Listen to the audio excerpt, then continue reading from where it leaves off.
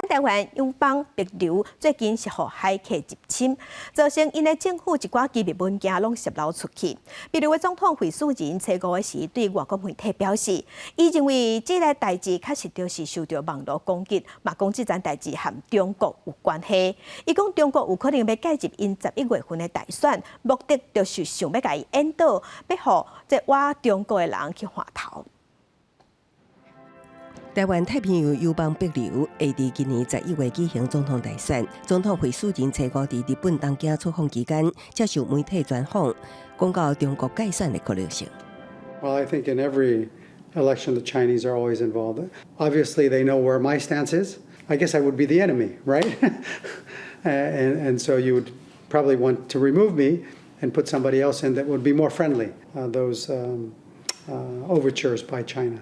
惠恕仁指出，帛琉希望台海和平，也真清楚家己甲美国同盟的角色，甲伊的重要性。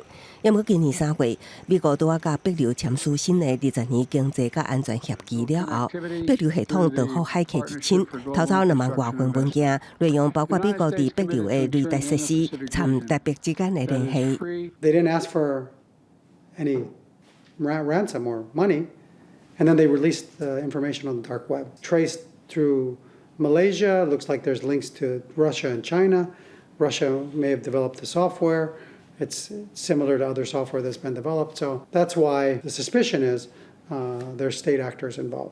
帛琉是日本、美国、台湾非常重要的一个盟友。当中国没有办法撼动它的外交政策，经济胁迫手段又难以改变它的外交走向的时候，造成帛琉跟盟邦之间可能的信任松动，是它可能可以采取的一个手段之一哦。 专家认为，若台美入帛琉等国会当为治安、科技甲经济顶层面更较深化合作关系，会使得中国会当采取的选项变少，也会变得更较焦虑。外交部回应，这个案也来调查，会甲帛琉政府保持联系，也愿意帮忙，帮助强化资讯甲网安等合作。记者综合报道。